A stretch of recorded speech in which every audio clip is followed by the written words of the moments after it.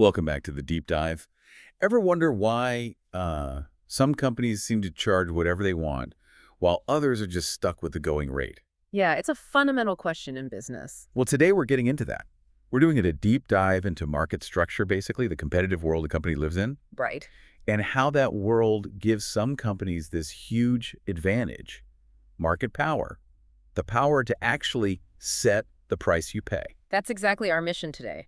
We want to understand how that competitive landscape, the market structure, directly shapes a firm's market power. And market power just means you can raise your price without everyone immediately fleeing to a competitor. Precisely. It's that ability to nudge your price up without sales completely collapsing. So we're moving beyond, the simple textbook supply and demand curves Into the real world. into the real world, yeah. The messy, complex reality of imperfect competition, which, let's be honest, is where pretty much every business actually operates. Okay, let's break that down then. So it's Yes. like a spectrum of power, from none at all to, well, total control. That's a great way to think about it. A spectrum. And there are four main points or structures along that spectrum.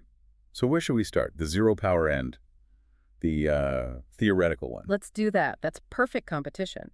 Now imagine a market with tons of sellers, tons of buyers. Okay, And crucially, they're all selling an identical product, something completely indistinguishable. like maybe basic agricultural stuff, corn maybe? Exactly, or certain raw materials. In that world, no single firm has any market power. Zero. They are pure price takers. Meaning they just have to accept whatever the market price is. Absolutely. If they try charging even slightly more than everyone else, poof, all their customers vanish. But hang on, if this is so rare, I mean, most companies try to make their product different somehow, right? Why focus on it? Is it just like a starting point? It's more than just the starting point. It's the benchmark. It's our measuring stick for efficiency. By understanding this extreme zero power, total price taking, we can see exactly what's lost, what inefficiencies creep in, the moment firms do gain some power. Ah, okay. It sets the standard. So what's the other extreme? Maximum power. That would be the monopoly. One seller, the only seller in that market. The only game in town. Right. So in theory, they have the maximum possible market power. No direct competitors selling the same thing. But you said in theory, there's a catch. There's always a catch. The key is defining the market. Just being the only movie theater in a small town doesn't make you a pure monopoly in the strictest sense. Because people could watch Netflix Yeah, or drive to the next town. exactly, or go bowling. That local movie theater still competes with other forms of entertainment, other uses of people's time and money. True, absolute monopoly power, where you have total price control with zero threat from any substitute, is actually pretty rare and hard to maintain. Okay, so we have perfect competition at one end, monopoly at the other. Most businesses must be somewhere in between then. Definitely. That's where we find the other two structures, oligopoly and monopolistic competition. These are much more common. Let's do oligopoly first. Sounds like a few sellers. That's it. A market dominated by just a handful of large players.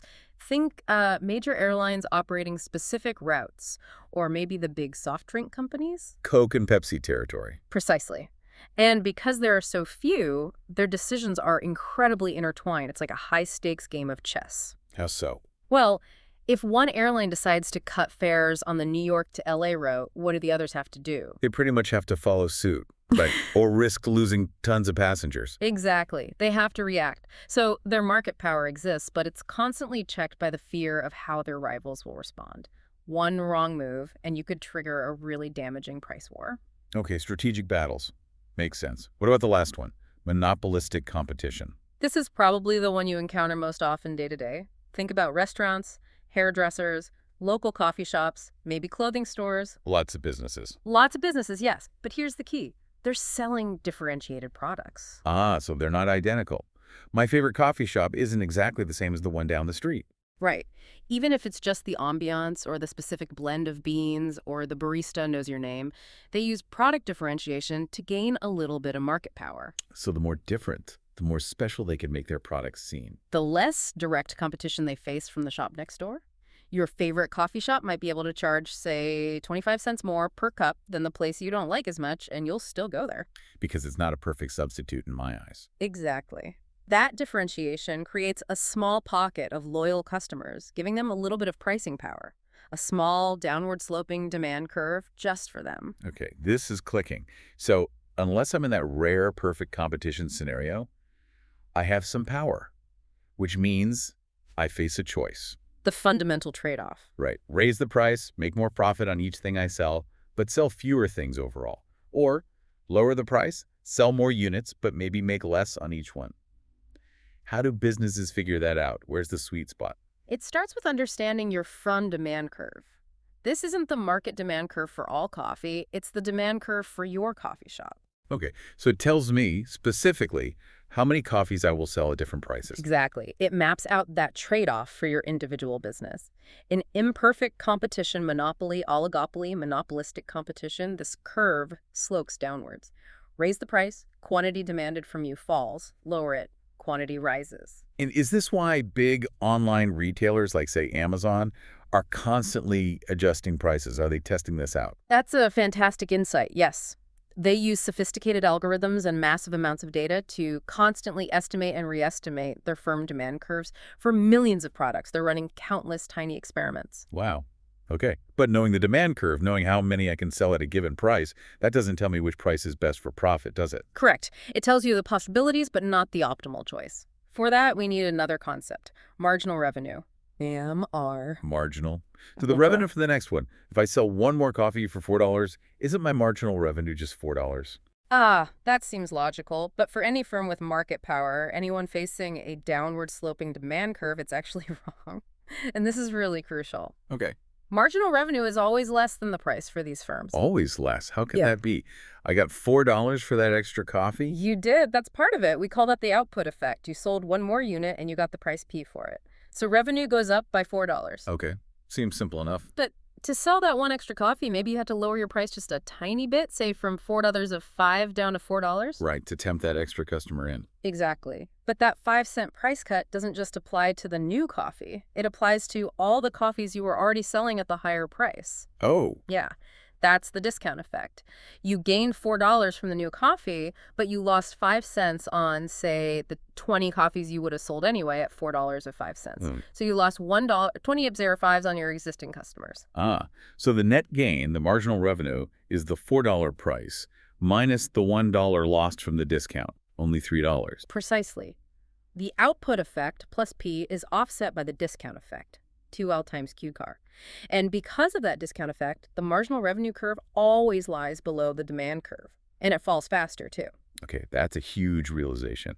So knowing that MR is less than P, how does that lead to the profit maximizing rule? It leads directly to the rational rule for sellers. It's a two-step process. Lay it on me. Step 1. Step 1 is about quantity. You should keep producing and selling more units as long as the marginal revenue, MR, you get from selling one more, is greater than or at least equal to the marginal cost, MC, of producing it. Makes sense. Keep doing something as long as the extra benefit outweighs the extra cost. Exactly. You find the quantity where MR equals MC. That's the point where your total profit is maximized. Any more units and the cost would exceed the revenue gain. Any fewer, and you'd be leaving profit on the table. Okay, so MRMC gives me the best quantity. Then step 2 must be about price. Step 2, price. Once you know that best quantity from step 1, where MRMC, you don't set the price based on the MR curve. You look up from that quantity to your demand curve. Because the demand curve tells me the highest price customers are actually willing to pay for that specific quantity. Bingo. Find MRMC, look down for quantity Q, then look straight up to the demand curve to find the price P. That's your profit maximizing strategy. Okay, that rule makes perfect sense from the company's perspective. Maximize your own profit. But stepping back, when lots of firms have market power and use this rule, why is that often seen as, well, maybe not so great for society overall? Because market power fundamentally leads to outcomes that are less efficient than our benchmark, perfect competition. There are basically 4 key negative consequences. Let me guess. Higher prices is one. That's lesson 1, absolutely. Because firms set price based on the demand curve above where MRMC, the price P, ends up being greater than the marginal cost, MC. Under perfect competition, P would equal MC. So consumers pay more. Okay, and if prices are higher, people probably buy less. That's lesson 2. Inefficiently smaller quantity, or underproduction. This is maybe the biggest economic problem. Because managers are wary of that discount effect, They don't want to lower the price on existing sales. They intentionally produce less than the socially optimal amount. Meaning, there are people out there who'd be willing to pay more than it costs to make another unit, but the company just won't make it for them. Exactly. That's a loss for society. A potential win-win trade, customer gets product, firm covers cost, doesn't happen purely because of the firm's pricing strategy driven by market power. Wow. Okay, higher prices, lower quantity. What else? More profit for the companies. Lesson 3, yes, typically larger economic profits. Firms with market power can often sustain profits above the normal rate of return for longer periods than firms in perfect competition, where profits get competed down to zero very quickly. And the fourth consequence. Lesson 4 is a bit more subtle. Market power can actually lead to higher costs. If you don't face intense competitive pressure, you might not feel the same urgency to cut waste, innovate processes, or adopt the most efficient technology. There's less pressure to be lean and mean. Inefficient firms can sometimes survive longer than they would otherwise. Right, less pressure keeps them from tightening their belts. Now, you mentioned patents earlier. That's a case where society intentionally grants a monopoly, right? Like for new drugs, giving them 20 years of protection. It is. Think about something like the EpiPen, which saw huge price increases. Demand is very inelastic. People desperately need it.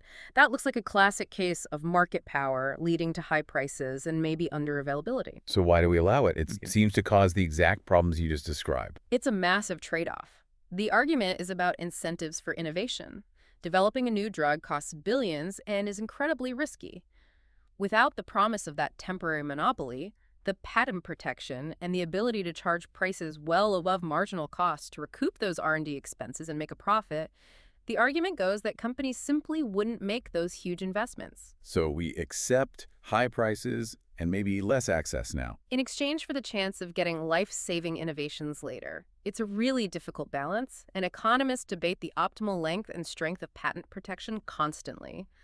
But most agree that removing it entirely would likely cripple future R&D. Okay, so given these downsides of market power, what tools does the government have? What can policy do? Broadly, there are two main approaches. First, try to promote competition where possible. Like antitrust laws. Exactly. Laws against collusion where firms secretly agree to act like a combined monopoly, fixing prices or dividing up territories. That's illegal.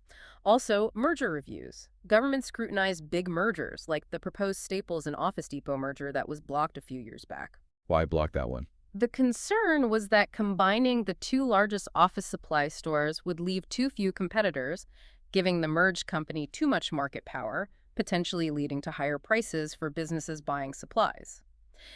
It's important to note, though, just being a monopoly isn't illegal in most places. It's the actions taken to unfairly create or maintain that monopoly power that usually cross the line. Okay, promote competition. What's the second approach? The second is regulation, particularly when competition just isn't feasible or desirable. This often involves dealing with natural monopolies. Natural monopolies. What makes them natural? It's about cost structure. These are industries where it's inherently cheaper for one single firm to serve the entire market than for multiple firms to compete. Like utilities, water, electricity. Perfect examples. Think about laying water pipes or power lines. There's a massive upfront fixed cost to build the network. But once it's built, the cost of adding one more house, the marginal cost, is relatively low. Now, imagine two competing water companies trying to serve the same neighborhood. Each would have to build its own expensive network of pipes. They'd duplicate those huge fixed costs. And they'd both have to charge higher prices to cover those doubled costs, right? Exactly. In this case, competition actually leads to higher average costs and likely higher prices for consumers. It's more efficient to have just one provider. So if competition fails, the government has to step in and regulate the single provider. That's usually the solution. They accept the single provider but regulate its prices, often trying to set a price ceiling.